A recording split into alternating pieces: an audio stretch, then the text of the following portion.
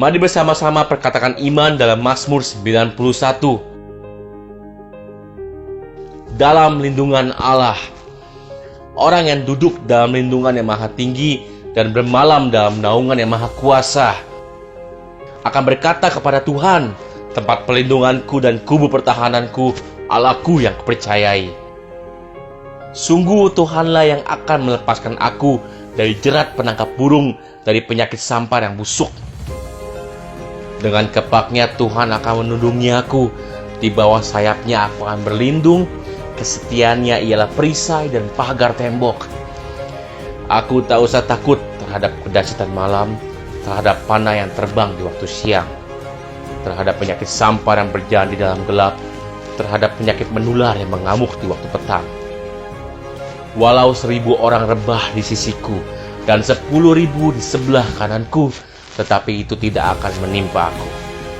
Aku hanya menontonnya dengan mataku sendiri dan melihat pembalasan terhadap orang-orang fasik. Sebab Tuhan ialah tempat perlindunganku, yang maha tinggi telah kubuat tempat perteduhanku. Malapetaka tidak akan menimpa aku, dan tulah tidak akan mendekat kepada kemahku. Sebab malaikat-malaikatnya akan diperintahkannya kepadaku untuk menjaga aku di segala jalanku. Mereka akan menatang aku di atas tangannya, supaya kakiku jangan terantuk kepada batu. Singa dan ular tedung akan kulangkahi. Aku akan menginjak anak singa dan ular naga. Sungguh hatiku melekat kepada Tuhan, maka Tuhan akan meluputkan aku. Tuhan akan membentengi aku, sebab aku mengenal namanya. Bila aku berseru kepada Tuhan, Tuhan akan menjawab aku. Tuhan akan menyertai aku dalam kesesakan. Tuhan akan meluputkan aku dan memuliakan aku. Dengan panjang umur akan Tuhan kenyangkan aku, dan akan Tuhan perlihatkan kepadaku keselamatan daripadanya. Amin. Mari saya undang jemaat yang dikasihi Tuhan untuk kita bersama-sama memperkatakan apa yang dimaksud dengan Pentakosta ketiga. Pentakosta ketiga adalah pencurahan Roh Kudus yang dahsyat di zaman ini melebihi yang terjadi di Azusa Street. Pentakosta ketiga akan mengakibatkan penuaian jiwa yang terbesar dan yang terakhir sebelum Tuhan Yesus datang kembali. Pentakosta ketiga akan membangkitkan generasi Yeremia, yaitu anak-anak muda yang dipenuhi Roh Kudus, cinta mati-matian kepada Tuhan Yesus, tidak kompromi terhadap dosa, dan akan bergerak untuk memenangkan jiwa. Pentakosta ketiga lahir di Indonesia dan bergerak ke bangsa-bangsa. Gerakan ini dari timur ke barat dan akan kembali ke Yerusalem. Pentakosta ketiga akan memberikan kuasa untuk menyelesaikan amanat agung, dan setelah itu Tuhan Yesus datang kembali.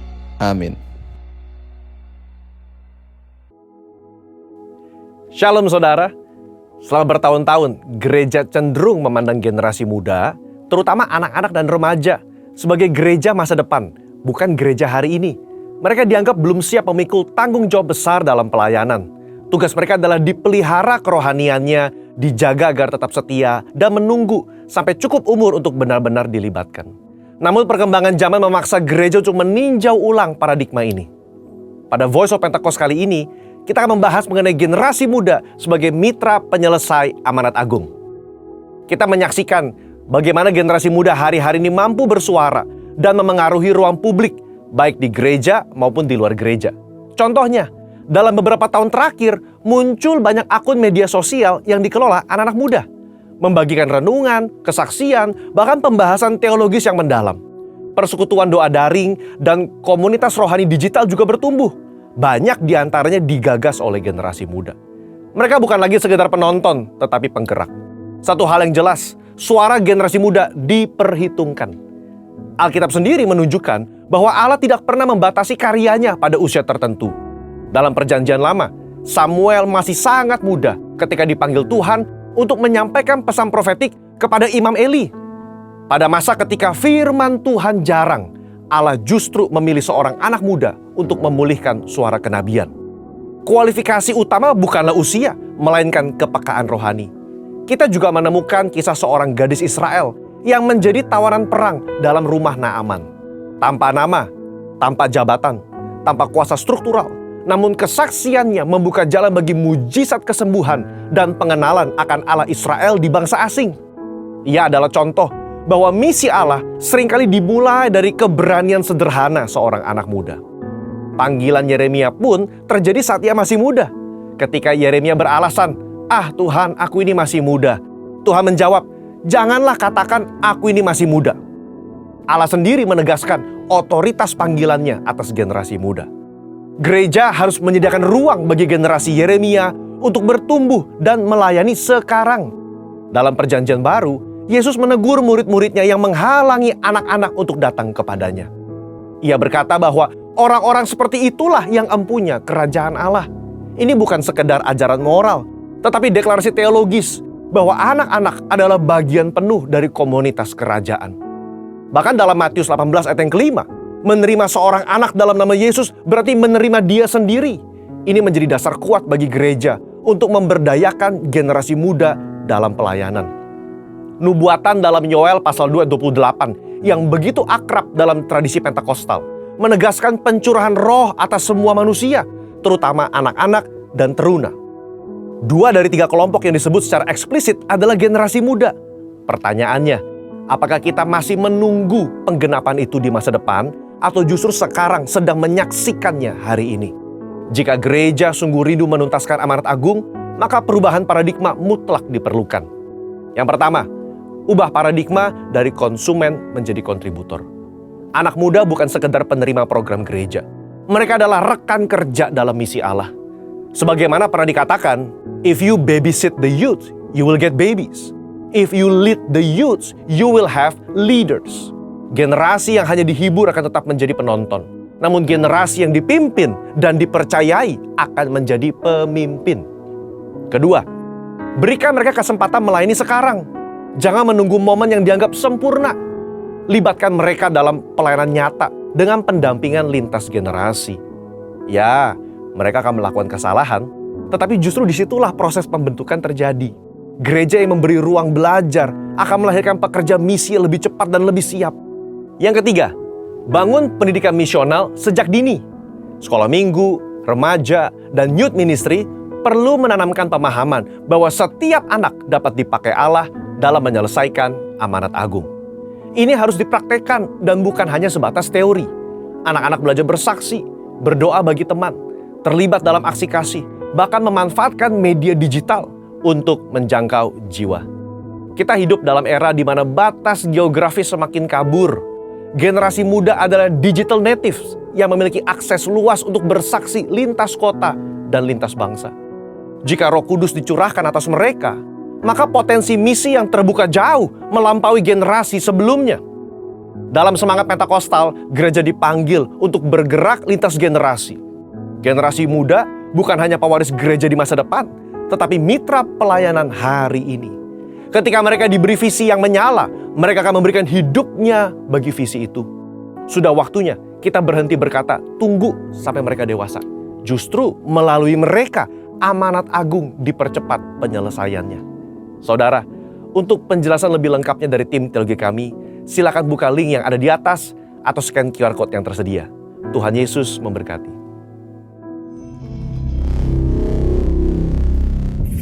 Saat ini kita mau belajar bersama-sama lewat kebenaran firman Tuhan, yaitu saya beri judul tentang masa penentuan.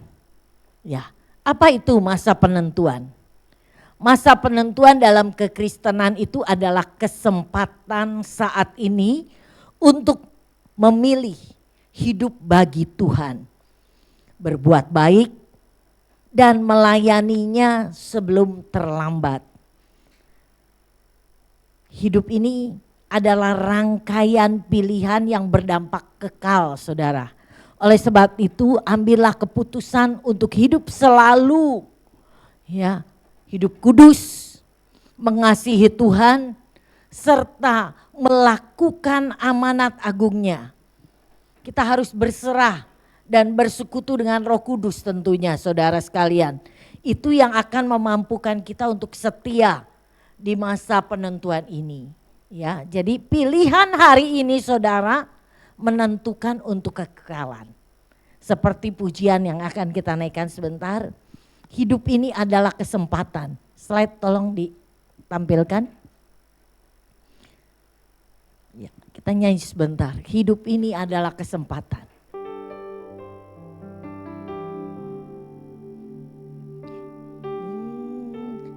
Adalah kesempatan.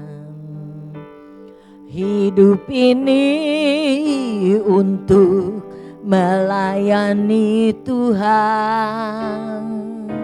Jangan sia-siakan waktu yang Tuhan beri. Hidup ini harus jadi berkat. Tuhan, pakailah hidupku selagi aku masih kuat. Bila saatnya nanti ku tak berdaya lagi, hidup ini sudah jadi berkat. Oh Tuhan, pakailah hidupku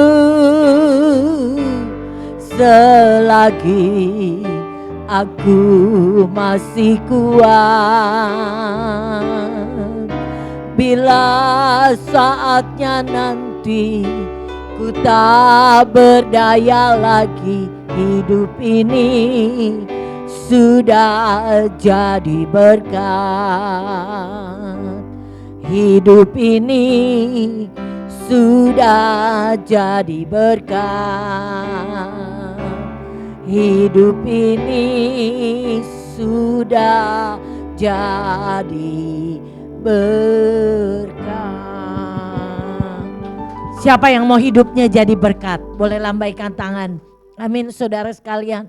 Kita mau siapkan hati kita hari ini bahwa kita saat-saat ini sedang memasuki yang namanya masa penentuan. Dan kita harus pahami saudara, ke gereja itu belum tentu kita masuk surga. Jadi kalau kita tidak menyerahkan hati kita kepada Tuhan Yesus, ya sering disebutnya Kristen KTP ya, artinya Kristen tanpa pertobatan. Orang yang masuk surga adalah orang yang memiliki hubungan pribadi dengan Tuhan Yesus. Ya, jadi kita akan lihat di sini slide selanjutnya. Ada banyak orang Kristen hidupnya seenaknya sendiri, ya kan? Waktunya lebih banyak untuk hal-hal duniawi. Yang nomor satu bukan Tuhan, tapi yang nomor satu uang. Memang saudara, kita hidup ini perlu uang, ya kan? Perlu. Tapi jangan jadikan itu uang segala-galanya. Firman Tuhan katakan, ya kan? Mamon atau uang itu hamba yang baik, tetapi dia tuan yang jahat. Jangan sampai kita diperbudak oleh mamon. Ya, jadi nomor satu harus Tuhan. Jangan sampai Tuhan di nomor dua kan. Atau bahkan mungkin Tuhan di nomor keberapa. Yang penting happy katanya. Mungkin juga yang senang, ya bukan saya salahkan untuk berolahraga, enggak. Tapi kalau sampai mengganggu untuk kita ibadah, untuk kita cari Tuhan. Jangan sampai itu Tuhan kita nomor dua kan. Seperti di gereja ya. Ya sekarang memang sih, ya kan, baca Alkitab pakai handphone ya, tapi yang kita lakukan bukan baca Alkitab. Saya kadang-kadang aduh sedih banget ngeliat ya, bukannya dengerin firman tapi asik main game.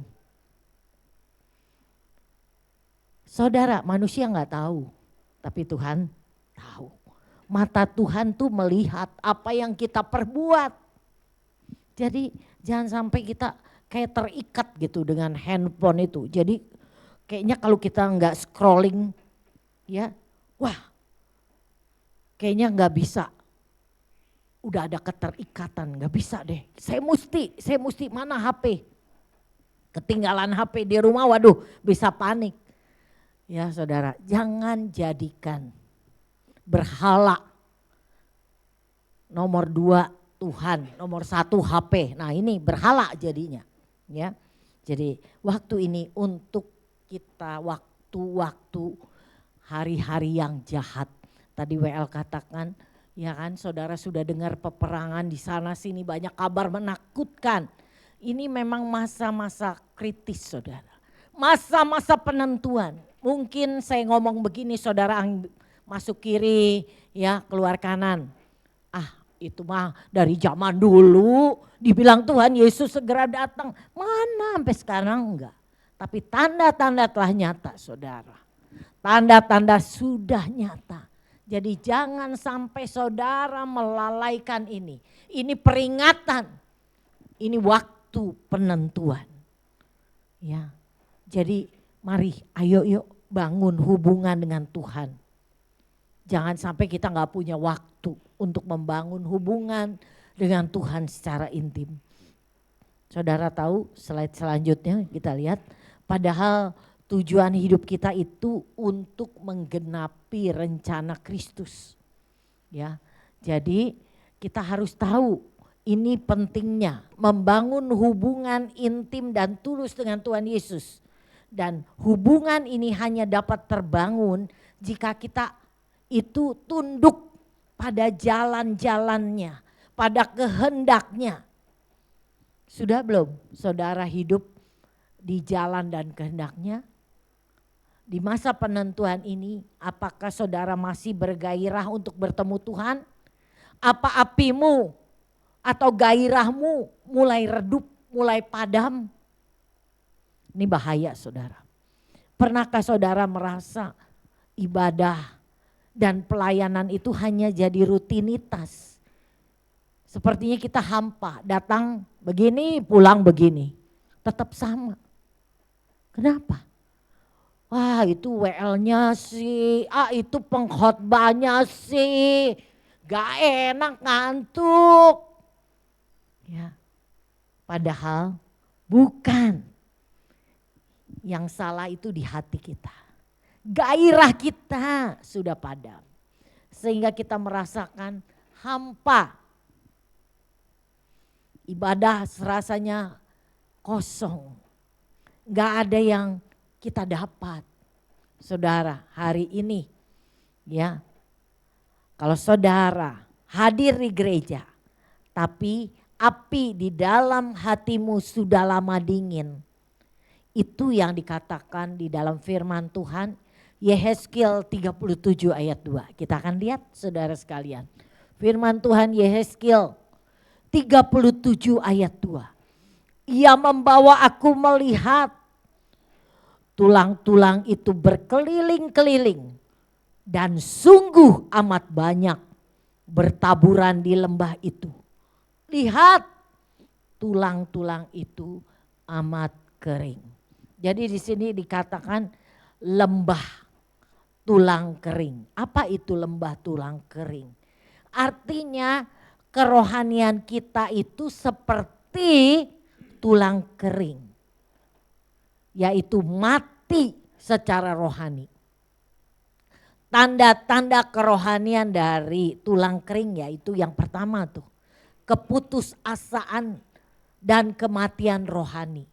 Merasa hidup tapi tidak berarti. Merasakan masa depan suram, madesu. Ya. Terus hilang pengharapan, gak punya pengharapan. Karena sepertinya Tuhan sepertinya jauh. Ya kan? Padahal bukan Tuhan yang jauh. Tapi kita, hati kita yang menjauh daripada Tuhan. Nah kemudian kita akan lihat lagi tanda-tandanya tulang kering nih. Kerohanian kita, kerohanian tulang kering. Memisahkan diri dari Tuhan. Ya secara rohani dia ke gereja, tapi sekedar rutinitas. Mereka merasa ya kalau yang tadi keputusasaan, tapi kalau yang ini zona nyaman. Di dalam zona nyaman semua fine, semua baik-baik aja. Padahal hatinya ini sudah jauh dari Tuhan. Kita akan lihat di sini. Dalam Matius 6, 25 ayat yang ke-8. Matius 25 ayat yang ke-8. Slide selanjutnya tolong. Ya. Perbedaan antara gadis bijaksana dan 5 gadis yang bodoh tadi. Ini terletak pada apa saudara? 5 gadis bijaksana dan 5 gadis bodoh. Mereka sama-sama bawa pelita. Mereka sama-sama sedang nunggu mempelai datang. Tapi bedanya adalah 5 gadis yang bodoh apinya padam. Kenapa apinya padam? Dia tidak punya persediaan minyak. Sedangkan yang 5 bijaksana itu dia punya persediaan minyak. Saudara yang tahu, orang lain tidak tahu keadaan kerohanianmu. Saya mengajak saudara untuk check up secara pribadi. Apakah kerohanian saya ini udah padam? Saya datang ke gereja tapi kosong. Pulang juga kosong. Tidak ada perubahan. Nah hari ini kita mau belajar lewat Matius 25 ayat 8 dikatakan, gadis-gadis yang bodoh berkata kepada gadis-gadis yang bijaksana, berikanlah kami sedikit dari minyakmu itu, sebab pelita kami hampir padam.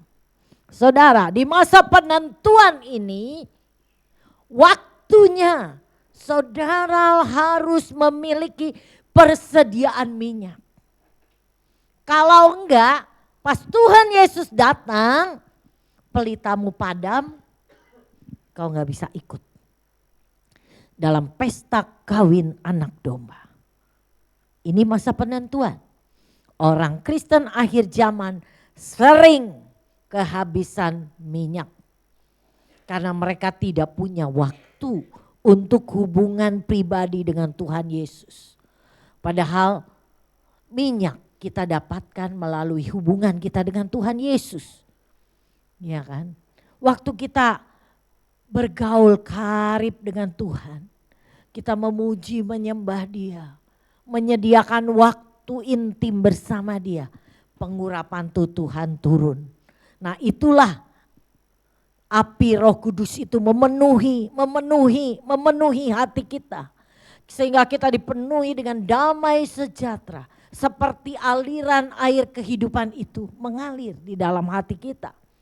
Tapi kalau kita tidak punya hubungan pribadi, saudara merasa hatimu kosong, hatimu kering. Seperti tulang-tulang kering. Amsal 17 ayat 22 katakan, hati yang gembira itu obat, tetapi semangat yang patah itu mengeringkan tulang. Artinya apa saudara?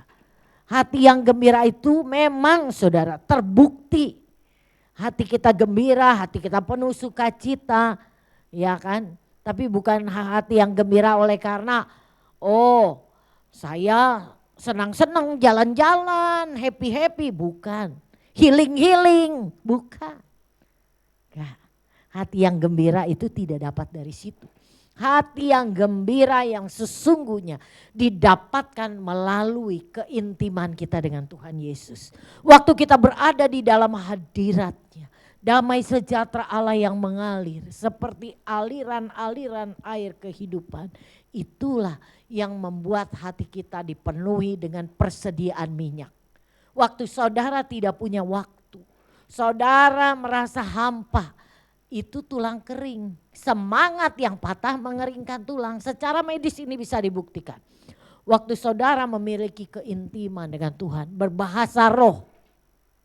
Ya, orang Robert katakan di situ terjadi namanya hormon endorfin. hormon yang membuat kita sukacita, hormon yang membuat hati kita gembira. Nah, ini akan meningkatkan daya tahan tubuh kita. Hati yang gembira itu obat, itu betul. Secara medis bisa dibuktikan, saudara. Ya kan? Tapi kalau semangatnya patah, ya, stres, banyak pikiran, banyak beban, kita akan rasakan tuh tidur gak enak, makan gak enak, ya kan? Akhirnya apa? Mengeringkan tulang, mendatangkan sakit penyakit, ya kan? Tapi ini sudah dibuktikan juga. Kalau kita semangat kita patah, ya, kita nggak ada gairah hidup, itu lama-kelamaan terjadi kemunduran secara kesehatan. Saudara, kalau orang tua tuh bahaya tuh, kalau nggak doyan makan, udah nggak enak makan, itu bahaya. Kenapa? Karena ini semangat hidupnya udah nggak ada. Tapi kalau kita ada di dalam hadirat Tuhan, kerohanian kita akan bertumbuh di dalam Tuhan. Kita punya persediaan minyak. Ada air kehidupan yang senantiasa mengalir di dalam hati kita. Maka kita akan terus, ya, keluar dari lembah kering.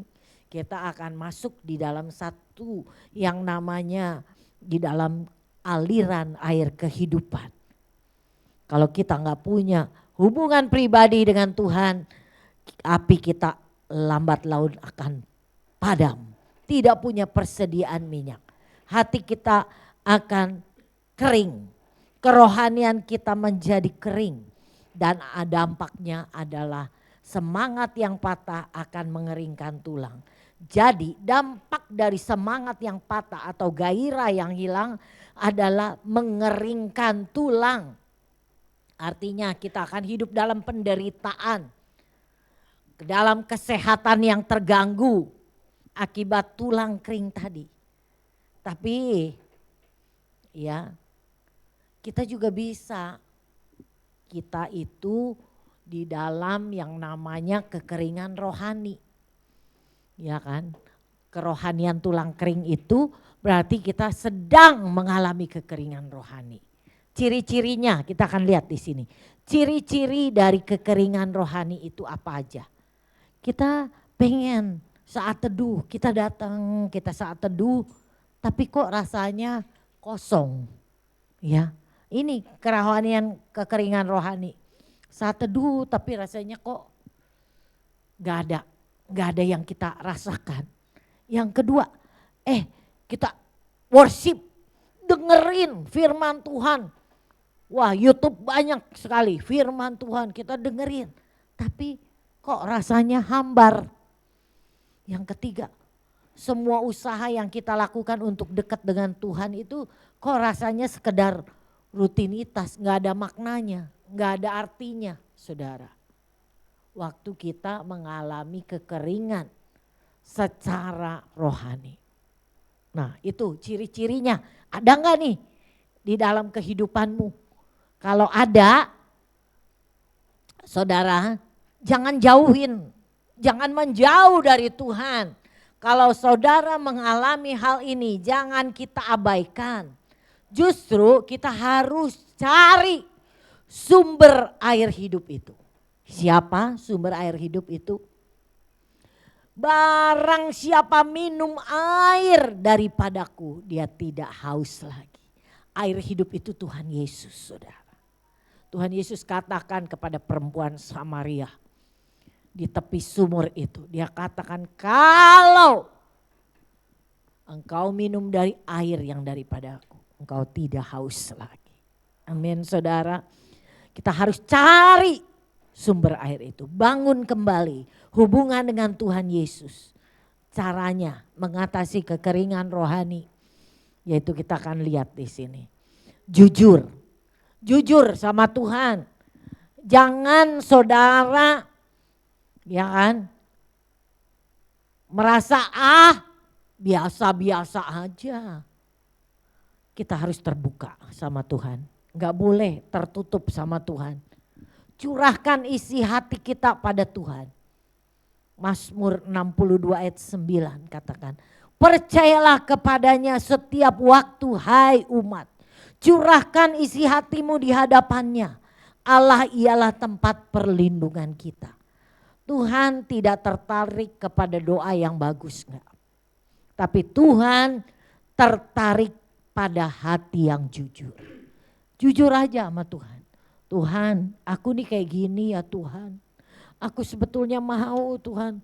Aku mau punya kembali, punya hubungan yang intim dengan Engkau Tuhan. Tapi kok aku rasanya gini. Ada dosa yang mengikat aku Tuhan. Mungkin itu dosa keterikatan dengan game. Mungkin itu dosa keterikatan dengan uang. Mungkin itu dosa keterikatan dengan pornografi atau apalah. Saudara yang tahu. Saudara yang tahu. Jujur sama Tuhan. Ngaku sama Tuhan. Bilang sama Tuhan. Curhat sama Tuhan. Tuhan gak pernah mempermalukan kita. Tapi dia mau kejujuran hati kita. Tuhan mau kita jujur di hadapannya. Yang kedua, walaupun hati kita terasa kering, tetap datang pada Tuhan. Kekeringan rohani seringkali membuat kita ingin menjauh dari Tuhan. Padahal justru saat itu kita paling membutuhkannya. Yakobus 4 ayat 8a katakan, mendekatlah kepada Allah dan Ia akan mendekat kepadamu. Kalau saat ini ya kita merasa hati kita kering, kita harus waspada terhadap tipu muslihat iblis. Justru iblis dengan halus dia bawa kita jauh dari Tuhan.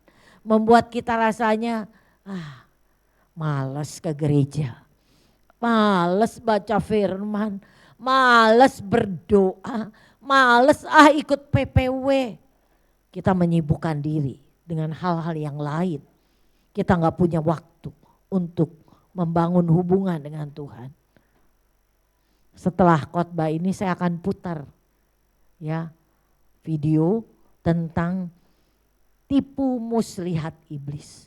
Peperangan kita bukan melawan darah dan daging. Tapi peperangan kita adalah melawan tipu muslihat iblis. Salah satunya itu bawa kita untuk jauh dari Tuhan. Yang ketiga, izinkan firman Tuhan itu berbicara. Jangan keraskan hati. Kadang firmannya itu bekerja seperti benih yang ditanam. Ya kan? Benih itu kan waktu ditanam enggak langsung jadi. Dia diem aja. Betul enggak saudara? Belum meletak, belum jadi kecambah, ya kan? Dia diam. Sebetulnya ini sedang bertumbuh saudara. Demikian juga kalau kita rasanya aduh males ya baca firman, aduh tiap hari baca firman. Kalau kerohaniannya kering gitu pasti gak bergairah untuk baca firman. Tetap paksa untuk kita tetap baca firman Tuhan setiap hari. Bikin renungan tiap hari. Saya sampai saat ini terus mendisiplin diri untuk tetap bikin renungan. Saya bikin, ya kan. Saya baca firman itu untuk setahun, setiap tahun habis. Pokoknya mau udah ngantuk mau kayak apa saya tetap paksa untuk tetap baca firman Tuhan. Ibrani 4 ayat 12. Sebab firman Allah hidup dan kuat dan lebih tajam daripada pedang bermata dua manapun. Ia menusuk amat dalam, memisahkan jiwa dan roh, sendi-sendi dan sumsum. Ia sanggup membedakan pertimbangan dan pikiran hati kita. Jadi waktu kita baca firman Tuhan, itu pikiran kita yang diserang oleh iblis hanya bisa digagalkan, hanya bisa dilawan, hanya bisa dikalahkan oleh firman Tuhan. Dan yang keempat, carilah Tuhan bersama komunitas saudara, jangan menyendiri.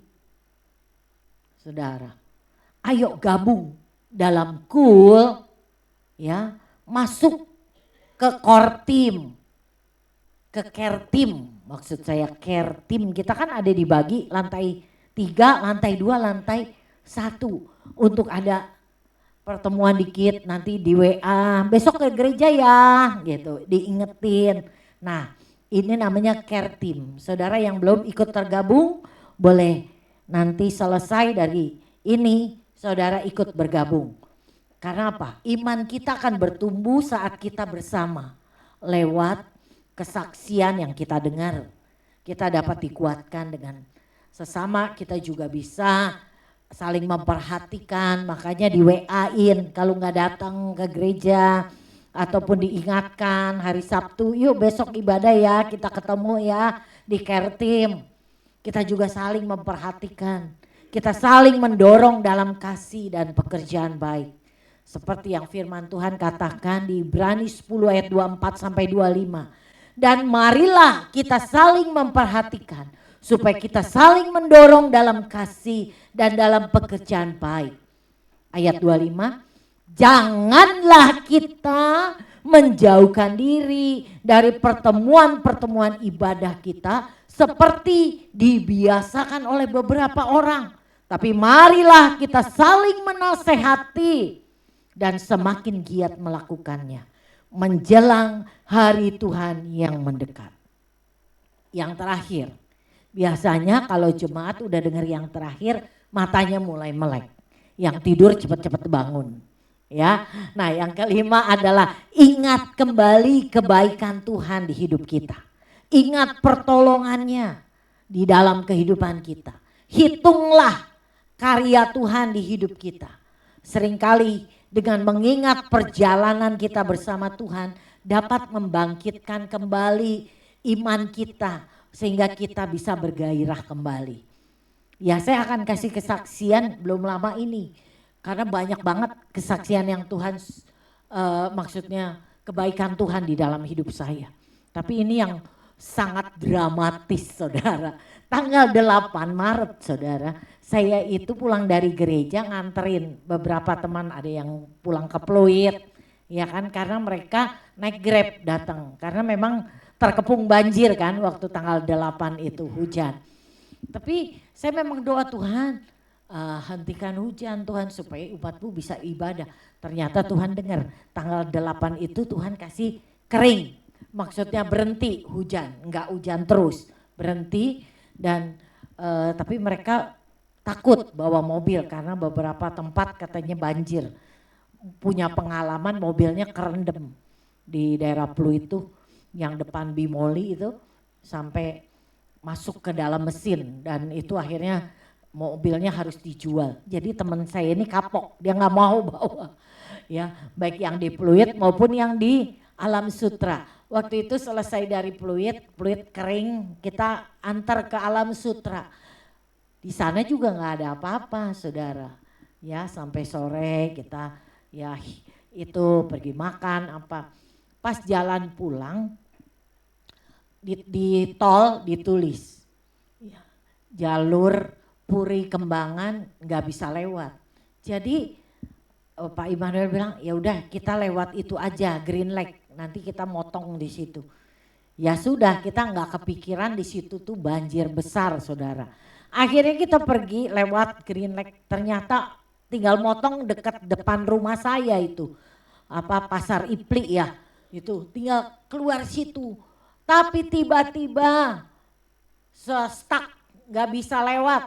Akhirnya pada putar balik. Kita pas putar balik ya udah kita lewat kresek, lewat jalan sepertinya tidak ada apa-apa.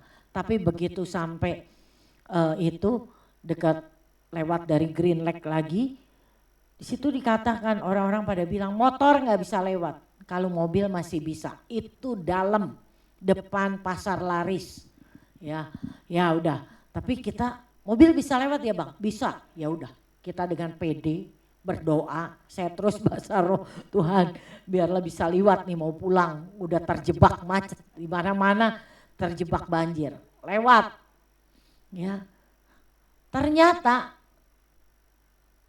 lolos saudara lewat banjir, udah kita tenang nih, terus sampai kok sepi ya gitu, begitu keluar dari belokan yang arah Kresek itu terus lewat di jalanan Puri Kembangan ya, depan situ samping tol.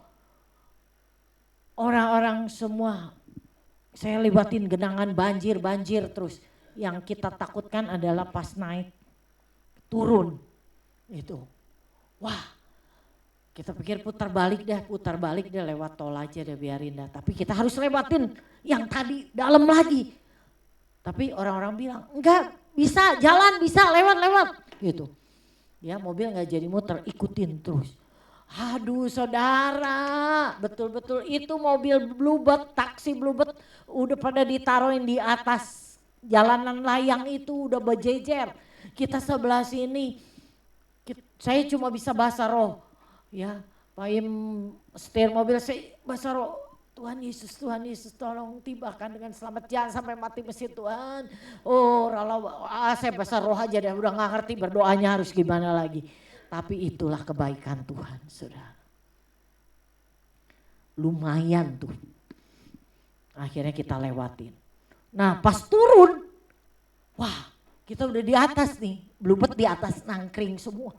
Kita mau turun begini, wah itu udah air semua. Terus kita ragu-ragu, ada seorang bapak yang nungguin di samping. Sebelah kanan aja Pak, ambil sebelah kanan. Kita lewat terobos itu, banjir. Ya saudara, mobil saya itu mobil tua saudara, udah tahun 2012 saudara. Ya kan, wah saya pernah ngalamin ini di tahun 2000, mobil Kijang sempat mati mesin saudara. Tapi kali ini saya berdoa, Tuhan jangan sampai mati mesin, Tuhan bimbing, Tuhan dengar doa. Tuhan menjawab, kebaikan Tuhan tidak bisa kita nilai saudara. Karena itu saudara sekalian, ayo bangun hubungan. Jangan kembali ke tulang kering, tapi harus terus bergairah dengan Tuhan. Apimu jangan sampai padam. Kita akan lihat video ini, kita akan saksikan bagaimana iblis membawa kita untuk jauh dari Tuhan. Ketika pelayanan terasa berat, pernah nggak kamu ngerasa pelayanan di gereja malah bikin capek? Bukan karena Tuhan, tapi karena manusia. Ada yang salah paham, ada yang iri, bahkan ada yang sengaja menjatuhkan. Kamu datang dengan hati melayani, tapi pulang dengan hati terluka. Dan mungkin kamu pernah berkata dalam hati, Tuhan, aku cuma mau melayanimu, tapi kenapa malah begini? Tapi justru di saat seperti itulah iblis bekerja paling halus. Dia berbisik lembut di telingamu, sudahlah, berhenti saja. Di luar sana hidup lebih bebas, lebih tenang. Dan perlahan, kamu mulai menurunkan semangatmu. Mulai jarang doa, jarang ikut pelayanan, dan mulai merasa, mungkin aku nggak cocok di gereja. Mungkin aku nggak cukup rohani. Padahal itu bukan kamu yang bicara. Itu perang rohani yang sedang terjadi di dalam hatimu. Iblis tahu, selama kamu melayani Tuhan, kamu sedang membawa terang di tengah kegelapan. Maka dia akan mencoba apapun supaya kamu menyerah. Tapi dengarkan ini baik-baik. Pelayanan itu bukan tentang kenyamanan, tapi ketaatan. Bukan tentang siapa yang melihat, tapi tentang siapa yang kamu layani. Tuhan gak butuh yang sempurna. Dia mencari yang setia, yang tetap berdiri walau jatuh, yang tetap datang walau disakiti, yang tetap berdoa walau kecewa, yang tetap melayani walau air matanya belum kering. Dan tahukah kamu, satu hal yang paling ditakuti iblis adalah seorang anak Tuhan yang tetap melayani walau hatinya sedang terluka. Moral cerita, pelayanan sejati bukan diukur dari seberapa banyak yang kita lakukan, tapi seberapa dalam kita mau tetap setia, meski dunia nggak mengerti dan manusia nggak menghargai. Sebab ketika kamu tetap melayani dalam luka, di sanalah Tuhan sedang menyembuhkanmu lewat pelayananmu sendiri. Salam, jemaat yang dikasihi Tuhan Yesus Kristus. Berikut adalah rangkaian kegiatan yang akan berlangsung di GBI Home Palem Galaksi dalam minggu ini. Mari kita bersama-sama bertumbuh di dalam kasih, pengenalan akan Tuhan, dan kebersamaan sebagai keluarga rohani. Mari kita awali setiap minggu dengan kekuatan dari Tuhan melalui doa pagi. Setiap hari Senin pukul 6 pagi kita akan berkumpul secara online melalui Zoom untuk menaikkan ucapan syukur dan permohonan kepada Tuhan. Bangun lebih pagi, siapkan hati dan mari mulai hari dengan doa yang menguatkan iman kita. Jangan lewatkan PPW Night saat dimana kita bersama-sama memuji, menyembah, dan merenungkan firman Tuhan. Ibadah ini diadakan setiap hari Selasa pukul 8 malam, onsite di gereja GBI Home Palem Galaksi, dan juga online via Zoom. Mari hadir dan rasakan hadirat Tuhan yang memulihkan, serta menguatkan setiap hati yang datang kepadanya. Bagi para wanita yang rindu menjadi pendoa dan penopang keluarga, mari bergabung dalam ibadah doa wanita yang diadakan setiap hari Rabu pukul 19.30 melalui Zoom. Saat di mana para wanita Tuhan bersatu hati berdoa, memohon pimpinan dan kasih karunia-Nya untuk keluarga, gereja, dan bangsa kita. Untuk seluruh keluarga yang rindu semakin diberkati dan menjadi berkat, mari bergabung dalam Cool Bless Family yang berlangsung setiap hari Kamis pukul 8 malam melalui Zoom. Waktu yang indah untuk saling menguatkan, bertumbuh dalam firman dan berbagi kasih di tengah keluarga rohani kita. Bagi para dewasa muda, jangan lewatkan persekutuan yang seru dan membangun iman, yaitu Kul Dewasa Muda, setiap hari Kamis pukul 8 bertempat di rumah Ibu Susan. Datang dan alami persekutuan yang hangat, penuh sukacita dan saling menguatkan dalam kasih Tuhan. Jemaat yang terkasih, Tuhan sedang menanamkan sebuah kerinduan di hati gereja kita, untuk suatu hari memiliki rumah Tuhan yang menjadi milik kita bersama. Bagi Bapak, Ibu, dan Saudara yang rindu mengambil bagian dalam pembangunan ini, dapat menabur melalui transfer ke rekening BCA 0730 507 305 atas nama GBI Palem Galaksi. Atau, Bapak dan Ibu juga dapat memberikan persembahan melalui kotak persembahan pembangunan yang telah disediakan. Kiranya setiap benih yang ditaburkan menjadi berkat, dan Tuhan memberkati setiap hati yang memberi. Demikian pengumuman minggu ini, mari terus semangat dalam pelayanan, setia dalam doa dan bersukacita dalam setiap kesempatan yang Tuhan berikan.